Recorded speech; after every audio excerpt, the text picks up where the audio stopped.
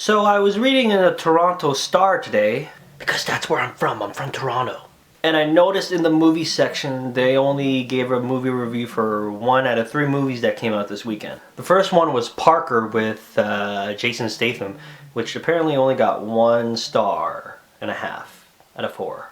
Then the next movie was Movie 43 or 49 or 69. I don't know. I don't really know what that number stands for, but I could guess that it stands for the number of comedy sketches that add up to make that movie as a whole. And last but not least, Hansel and Gretel, Witch Hunters, which I got to see.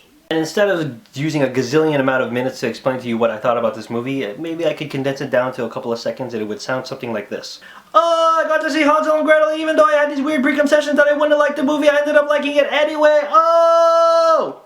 So yes, this new movie is based off the classic fairy tale Hansel and Gretel. And if you don't know what Hansel and Gretel is, as I did, then let me remind you. So you have Hansel and Gretel, or Gretel and Hansel, because to be honest, I had no idea which one was which. Because both names, Hansel and Gretel, to me sound like they could be a boy or a girl name. And to confuse me even more is that when they introduce the kids, both of them have long hair. And I was just like, who? What?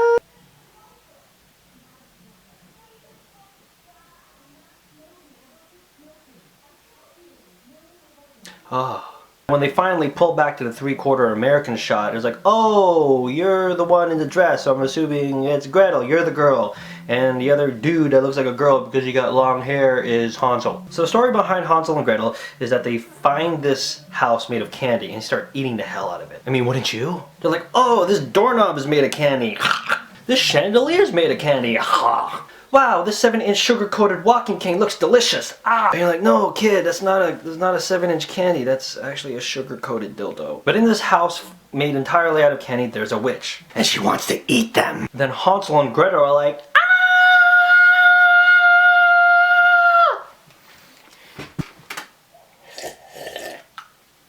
But they fight back.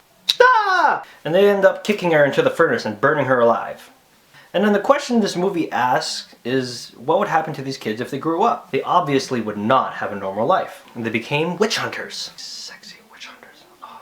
And even though this is a kid's fairy tale, do not bring your kids to this. It was like bringing your Christian kids to watch Passion of the Christ. There was a lady sitting in an aisle in front of me, and then when the witch's head got decapitated and blood and guts were spilling everywhere and everyone's going, oh shit man, I got blood and guts all over me.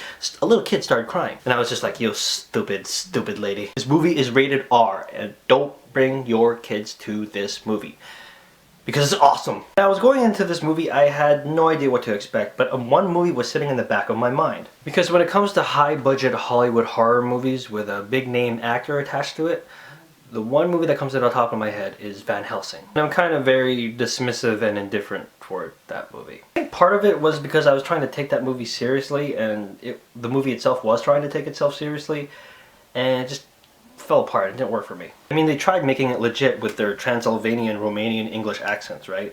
But with Hansel and Gretel, man, it's like they didn't even care. It's like, don't even take it seriously. Because Jeremy Renner as Hansel just looks completely out of place. And it doesn't even matter. Because all the male characters in this movie all have like shaggy long hair, look like they just stick their face in mud, and then have vague English accents or whatever, and they look like hell. And then Jeremy Renner comes in, handsome as he is, sporting a 20th century haircut. And it's like, what? And then I was sort of half expecting him to introduce himself like, hello, I am Hansel, and this is my sister Gretel. With some sort of accent. But instead, he was just like, hi, my name's Hansel, this is my sister Gretel, and we're gonna kick some witch ass. Just, he sounds like he time traveled him back, and didn't even care. It's like if he was pep talking to prepare for this role, it's like, yo, director, do you want me to have an English accent? He's like, nah, just talk like usual, just don't even take this role seriously, because you're hot. He's a handsome guy, I'll admit it. The first time I saw him was in 28 weeks later, and I saw this guy, he's like, yeah, he's a handsome guy, he should be in more movies. And with the law of attraction, it all came to be. And this dude is everywhere. Aside from his good looks and his acting accomplishments, the one little cool thing I like about him is that he's left-handed. He's like the coolest left-handed guy I know. Aside from Rafael Nadal, in my opinion, of course. And then there's Gretel, played by Gemma Argent. Oh, she's so hot. And here's a fun fact, Gemma was actually a Bond girl in Quantum of Solace. It's like, cool, we got a Bond girl playing Gretel. And then the main villain of this movie is a grand witch. And they hired Famke Hansen to play the role.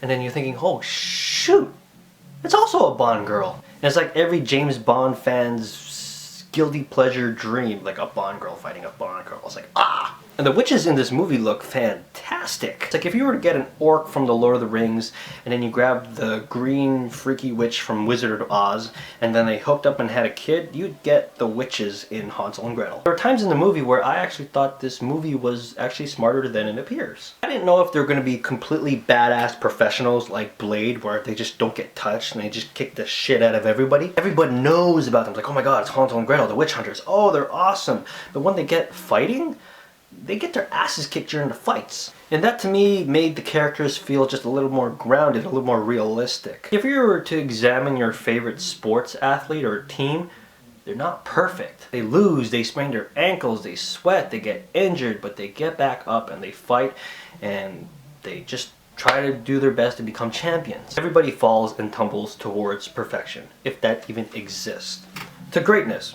To greatness. If you want to be great, you have to be willing to fall and fail. And that's what the kind of vibe that I was getting when I was watching the fight scenes. They're trying to beat the crap out of them, and then they get punched in the face and they start bleeding themselves too. And another thing to keep notice when you watch this movie, and just so you know, when you hear me say when you watch this movie, that is basically me saying I like this movie enough to recommend it for you to watch and enjoy yourself. Take notice that Hansel injects himself every once in a while. Like, what does it mean? What is he doing with that? Is he on drugs? Like, what's up with him?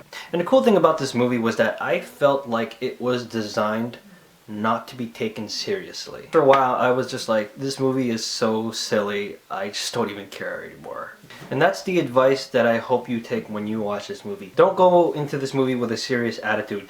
Go into this movie expecting not to take it seriously and just to chill out and watch and enjoy the blood and guts and gore and pseudo sex jokes. Just go into this movie expecting to have a fun time. Just relax and enjoy. Ladies who think Jeremy Renner is hot, oh, you're gonna have a great time. And guys, Gemma Arterton, oh, she's so hot.